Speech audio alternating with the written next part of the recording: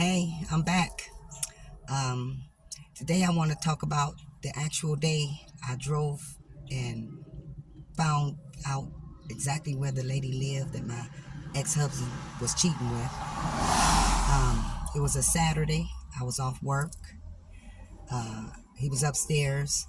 I was downstairs in the living room on my laptop, looking at YouTube or whatever. And he came down, used the bathroom, went past. He's like, "You off today?" I was like, "Yep." Mind you, I had already found a way to follow him around. It's different ways you can use a phone and different other stuff these days. It's a lot of ways to follow people around. I forgot what it's called in the phone. But anyway, I had my way to follow him around, and I had already set it up. So I'm laying there on the couch waiting on him to get up, leave, do something so I can see how this thing gonna go. So he went to the bathroom, came out, asked me that, and I said, yeah. And he kind of looked, you couldn't tell, but I could tell he looked disappointed or whatever. So he went back upstairs, came immediately back down, started preparing like he had to go to work that day. So I'm laying on the couch and he going back and forth doing whatever. And in my mind, I said, you know what? I'm going to get up and get out of here and give him the freedom so he can do what he needs to do, so he can go and do what he's going to do, so I can find out who this woman is, if he's still seeing her and all that. So I got up, got dressed, and I went to bingo. Mind you, we live on 8 Mile off the 94 Service Drive. Uh, Bingo was on 21 Mile and near the 94 Service Drive. He worked on 26 Mile near the 94 Service Drive. So it's a long ride on the freeway. And I really wasn't a freeway person um, before all this. Anyway, so I got up, drove on out there, um, went to Bingo, sitting there watching, where the location is on the device that I used to follow him. And anyway, playing bingo, day going by, time going on, and he always called me if I'm not home when he on his way to work. So that same day, I'm doing what I'm doing at bingo. My phone ring, it's him. Hey baby, you at bingo? Yep. I'm on my way to work. I was like, for real? Oh, okay. All right. Some. He said something about the house. I said, okay. He was like, all right. I'll see you tonight. I was like, okay. You going to work, huh? He was like, yeah. Sounded like, why you ask me that? So he said, yeah. I said, okay. Hung up my phone, looked at the thing, I had it on his phone, seen where he was. He was driving down the 94 freeway, and it had a red dot that looked like a little car. So I was just looking at how was he going to work? So I'm playing bingo and all this and that. About 12 to 15 minutes go by. I look back down at my phone thing, and I see his vehicle had stopped. And it stopped on 21 Mile off the 94 in New Baltimore, which is a little community like Detroit, Harper Woods, Warren, East Point, different, Flint, whatever. So I said, "Oh, you going to work, but you work on 26 Mile, okay?" So bingo was over in about 30 minutes. I wrapped it up, gathered my stuff, got in my car. Mind you, I'm on 21 Mile. 2 miles up is where he is. That's where that location thing said. So I got in my car, drove down Gratiot, made that right on 23 Mile, following the thing on my phone, went around, drove up in a Aspen Creek Apartments. That's where it says he was. Drove, it said, make a right here, make a left there, do this, do that. I did everything that instructions told me to do on that, and followed all the way up to the back of his truck, parked by like a parking structure in an apartment complex. And this complex had probably about, I don't know, probably about 200 apartment units or something. It was a big one. But it took me right to his truck. And I wanted to make sure it was his truck. So once I pulled beside it, I got out my car, looked in the truck, looked at everything, and made sure it was his truck. Called him on my phone. Hello? Hello? No answer. Hang up, call back, no answer. Leaving messages. I said, okay, you might want to come outside. I'm here, saying all kinds of stuff, cursing and whatever. And no response. I couldn't see no windows or shades or blinds moving in the apartment, so I didn't know which one he was in.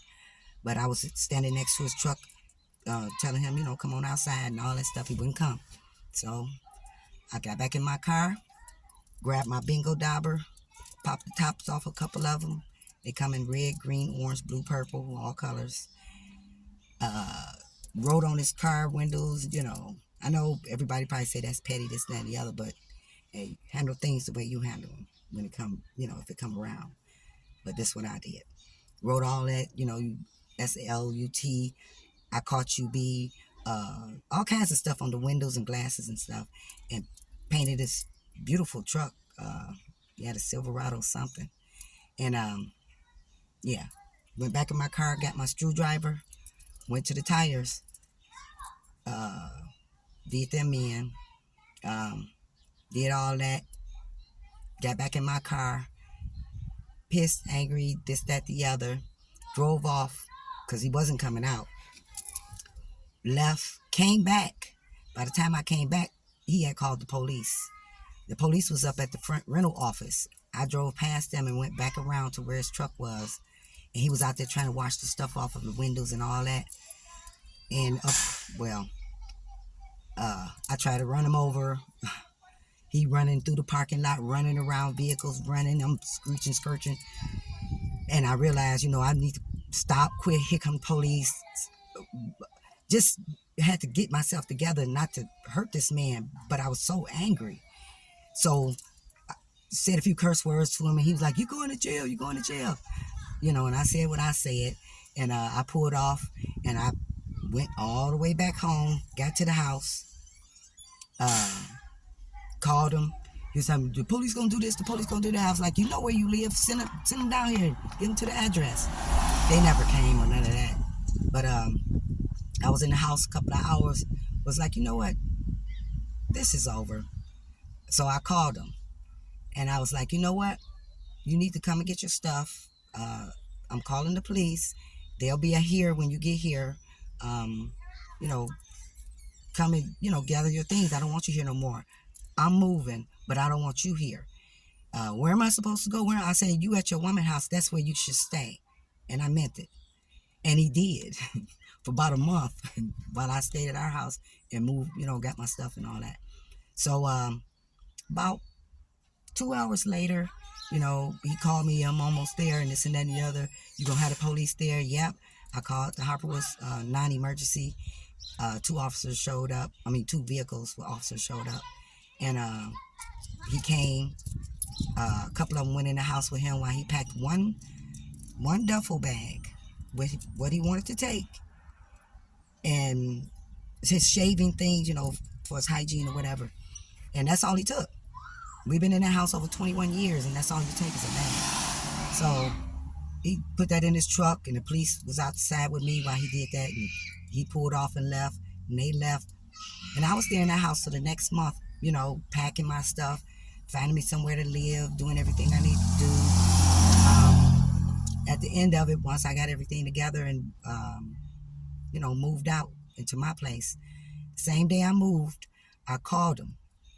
I was like, hey, I'm gone. You can go home now. All right. He went right to the house that day. And when he got there, he called me. What I'm supposed to do here? Ain't nothing here. You took everything. You took everything. The toilet paper, the curtains, the rugs, my clothes, the TVs, the refrigerator. So it was, yeah. So I drove over there, to have a conversation. And we talking and whatever. And he apologizing still. And I didn't want to do this. I didn't want to do that. I don't know why I did all that old stuff. He ended up calling the woman that he had been cheating with, who I had told him to get out, and he stayed with for that month. Calling her, hello, S, this is H. I wish I never met you. I'm here with my wife. I want to meet my family. Don't call me no more. I want to never see you. He said all that stuff and handed me the phone.